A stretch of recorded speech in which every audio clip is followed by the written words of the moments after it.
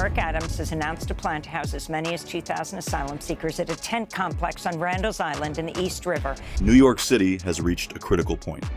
With thousands of migrants arriving since spring 2022, the city's shelter system is overwhelmed. It is a privilege to be here in this city, and over 170,000 people have come to this city. As New York gears up for a summer surge of new migrant arrivals, city officials have taken the drastic step of displacing long-term migrants to make room for those expected to come. Today, we will delve into this pressing social issue. How did we get here, and what does this mean for the thousands of displaced families? Welcome back to our channel. Don't forget to like, subscribe, and hit the bell icon to stay updated on all the latest news. The city has welcomed over 175,000 migrants and is currently housing around 67,500, implementing a 30-day shelter stay limit to reduce overflow. And now there's a policy shift. Many migrants currently in those shelters will be given housing for 30 days, then they're on their own. In partnership with nonprofits like WIN, the Department of Homeless Services, DHS, has managed migrant accommodations since the influx began, initially prioritizing immediate shelter for families and individuals in city-run shelters and converted hotels. However, as the flow of migrants intensified, these shelters became overcrowded, forcing the city to rethink its strategy. New York City officials estimated that the cost of handling the migrant crisis could surpass $4.3 billion by July 2024.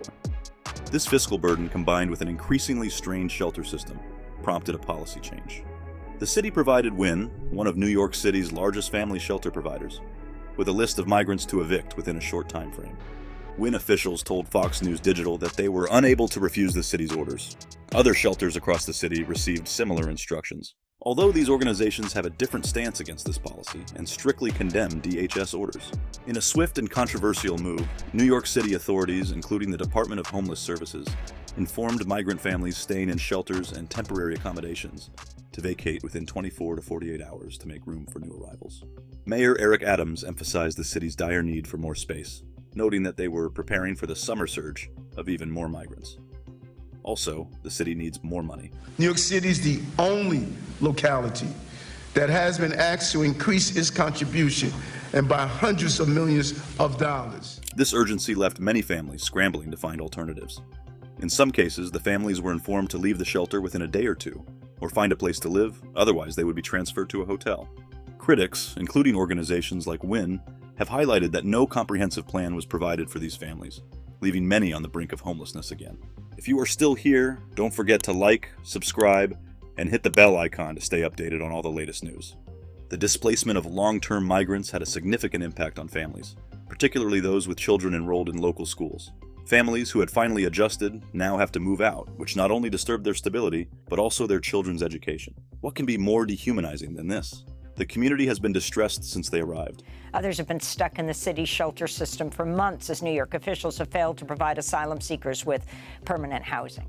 Diesi Lara, Colombian, stayed in a shelter for around 2 years with her 2 daughters.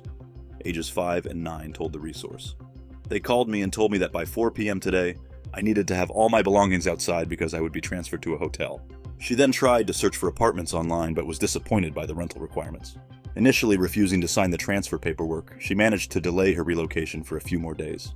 Angelica, a mother from Angola, said they crammed their belongings into trash bags and loaded them into shopping carts on the sidewalk. In the evening, they hurriedly left the building as Angelica's 2-year-old daughter cried while watching her father pack their possessions onto a yellow school bus. Perez from Venezuela said, "It's difficult. For all the families, this change is difficult. That was my biggest fear, to move far away from this area." She further stated that now it's difficult for her kids to go to school because of the long commute. They even protested, as per the report. On Wednesday, a group of about 15 migrant mothers stood outside the shelter and held signs that said, "Migrants welcome," and "Stop the immigrant family transfers."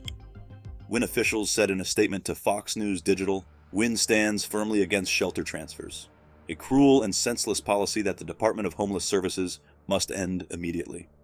Shelter evictions only destabilize families, particularly children who are trying to finish the end of the school year in the communities they've come to know and trust. They stand with their neighbors, elected officials, and most importantly, those who call their shelters home to put an end to these transfers immediately. WIN's CEO, Christine Quinn, has been a vocal critic of the city's recent policy shift. She told Documented that they were obviously very concerned about this. It would be incredibly upending. Quinn doesn't see this stopping and thinks the city, come back to them with other people. I said it last year when we had 15,000, and I'm telling you now with 110,000. The city we knew we're about to lose. On the other hand, Neha Sharma, a spokesperson for DHS, blamed the government for not supporting the migrants financially. Sharma hopes Chris Quinn joins us in calling on the federal government to provide critical funding for asylum seekers, instead of finding ways to misportray the city's efforts to ensure they are delivering for all New Yorkers in need. However, despite these protests, Mayor Adams has defended the city's decision. Adams said in a recent interview, "The city has also sought federal aid, emphasizing that New York cannot handle this crisis alone. And according to the mayor, they are not getting any support on this national crisis." He is also worried that this crisis will destroy the city. This issue will destroy New York City. Destroy New York City. We're getting 10,000 migrants a month. It was stated that the city is simply not equipped to accommodate the increasing number of arrivals, especially given the right to shelter law that requires the city to provide housing to anyone who needs it. We have been clear since day one that the right to shelter was never intended to apply to large-scale migrant populations arriving without housing or legal work status. Adams has projected that the city will spend $12 billion over the next 3 years to manage the influx, establishing large-scale emergency shelters, renting hotels, and offering a range of government services for migrants. Every community in this city is going to be impacted. We got a $12 billion deficit that we're going to have to cut every service in this city. Administration officials had previously forecast that the cost would reach more than $4 billion by next summer. The new estimation of $4 billion annually for 3 years is a significant portion of the city's budget, which is currently $107 billion. By comparison, the NYPD's annual budget this year is $5.8 billion. The city spends an average of $383 per night to provide food, shelter, medical care, and social services for each asylum-seeking family. Mayor Adams has requested that the federal government declare a state of emergency.